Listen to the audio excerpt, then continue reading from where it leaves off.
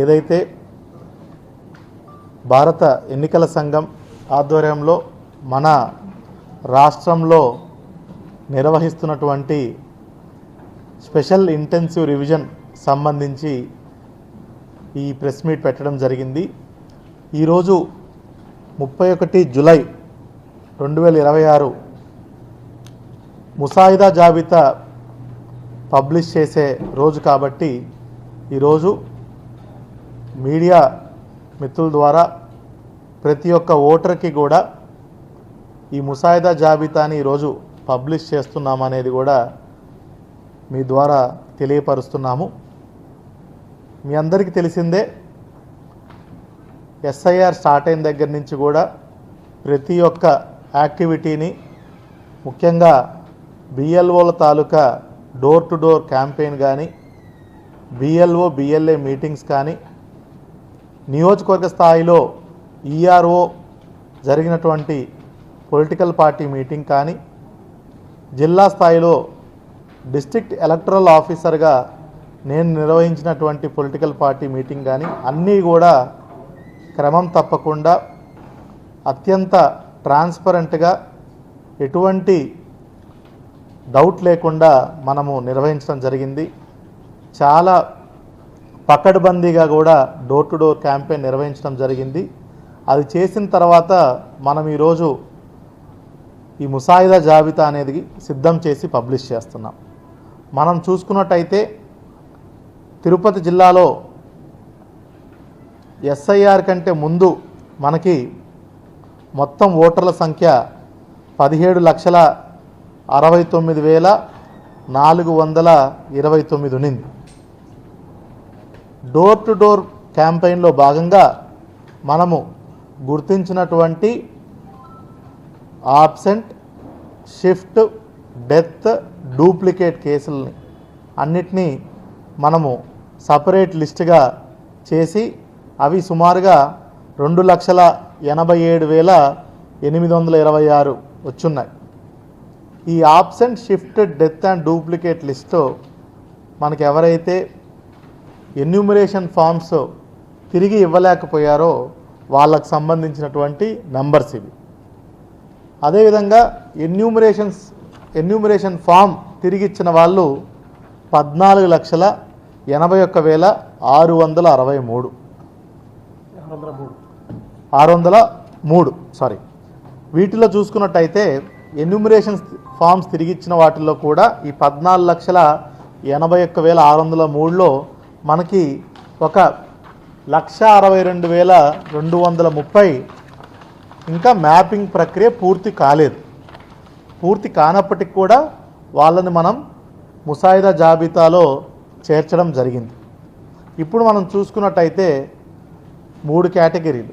ఒకటి, ముసాయిదా జాబితాలో వచ్చిన వాళ్ళలో 2 రకాలు ఉంటారు. మ్యాపింగ్ అయిన వాళ్ళు, మ్యాపింగ్ అవ్వని వాళ్ళు. ముసాయిదా జాబితాలో రాకుండా ఎవరైతే ఎన్యూమరేషన్ ఫామ్లు ఇవ్వని వాళ్ళలో మనము ఇందాక చెప్పినట్టు ఏఎస్డి డూప్లికేట్ లిస్ట్ అంట. సో ముందుగా ఎవరైతే మ్యాపింగ్ కాలేదో ఈ 1,62,000 మంది రేపటి నుంచి ఆగస్టు 28వ తారీఖు వరకు ఈ 4 వారాల టైంలో సంబంధిత బిఎల్ఓ ద్వారా ఏఈఆర్ఓ కానీ ఈఆర్ఓకి కానీ వాళ్ళకి నోటీస్ వాళ్ళకి అందుతుంది. సో అండ్ సో పర్సన్ మీరు ఇంకా మ్యాపింగ్ చేసుకోలేదు అని చెప్పడం జరుగుతుంది. వాళ్ళు సంబంధిత ఓటర్ తన దగ్గర ఉన్నటువంటి ఏదైతే భారత ఎన్నికల సంఘం నిర్దేశించినటువంటి 11 డాక్యుమెంట్లో ఏదన్నా ఒక డాక్యుమెంట్ తీసుకొని దానికి అటాచ్ చేసి నోటీస్కి రిప్లై ఇచ్చినట్టయితే వాళ్ళందరినీ కూడా తుది జాబితాలో ఏదైతే అక్టోబర్ 3న పబ్లిష్ చేసేటువంటి తుది జాబితాలో వాళ్ళందరూ వస్తారు. దీంట్లో ఈ 11 డాక్యుమెంట్లు కూడా ఇదివరకే మీకు చాలా క్షుణ్ణంగా కూడా వివరించడం జరిగింది. అందులో 1987 కంటే ముందు పుట్టిన వాళ్ళు మ్యాపింగ్ జరగకపోతే వాళ్ళది కేవలం వాళ్ళ బర్త్ సర్టిఫికెట్ ఏదైనా ఉన్నా సరిపోతుంది. 87 to 2002 మధ్యలో ఉన్న పుట్టిన వాళ్ళకి వాళ్ళ దాంతోపాటు వాళ్ళ తల్లిదండ్రుల్లో ఎవరిదన్నా ఒకటి ఇవ్వవలసి ఉంటుంది. 2002 తర్వాత జన్మించిన వాళ్ళు దాంతోపాటు వాళ్ళ తండ్రిది ప్లస్ తల్లిది కూడా బర్త్ సర్టిఫికెట్ ఇవ్వవలసి ఉంటుంది. ఇది కాకుండా మనకి 11 డాక్యుమెంట్స్లో ఎనీ అదర్ డాక్యుమెంట్ కూడా సబ్మిట్ చేయవలసి ఉంటుంది. సో దీనికోసం మనమే నోటీస్ ముందిస్తాం ఈ 1,62,000 మందికి. దానికి ఈ డాక్యుమెంట్స్తో జత చేసి రిప్లై ఇచ్చినట్టయితే ఖచ్చితంగా వాళ్ళందరిది కూడా తుది జాబితాలో వాళ్ళందరూ కూడా రావడం జరుగుతుంది. ఈ 1,62,230లో మ్యాపింగ్ కాని కేసెస్లో ఎక్కువగా చంద్రగిరి నియోజకవర్గంలో 50,866, తిరుపతి నియోజకవర్గంలో 46,280 మంది ఉన్నారు. మిగతా నియోజకవర్గాల్లో ఇంచుమించు 15,000 నుంచి 10,000 వరకు మధ్యలో ఉన్నారు. అదేవిధంగా మనకి రెండో కేటగిరీ ఏమంటే అనామలీస్, అంటే మ్యాపింగ్ చేశారు కానీ సరిగా మ్యాపింగ్ చేయకపోవడం వల్ల, అంటే మనకి సాఫ్ట్వేర్లోనే మ్యాపింగ్ చేసినప్పటికీ బ్యాక్ ఎండ్లోనే చెక్ చేసుకొని ఈసీఐ సాఫ్ట్వేర్లో మళ్ళీ మనకి అనామలీ అంటే తప్పుగా ఏదైనా చిన్న చిన్న పొరపాటు జరిగిన వాటిని మళ్ళీ మనకి వెనక్కి పుష్ చేశారు. అవి 2,38,863. ఇవి చూసినట్టయితే ఫర్ ఎగ్జాంపుల్ మ్యాపింగ్ చేసేటప్పుడు ఓటర్కి వాళ్ళ తండ్రికి కనుక 15 సంవత్సరాలే ఏజ్ గ్యాప్ ఉంటే అది అనామలీ కింద చూపిస్తుంది.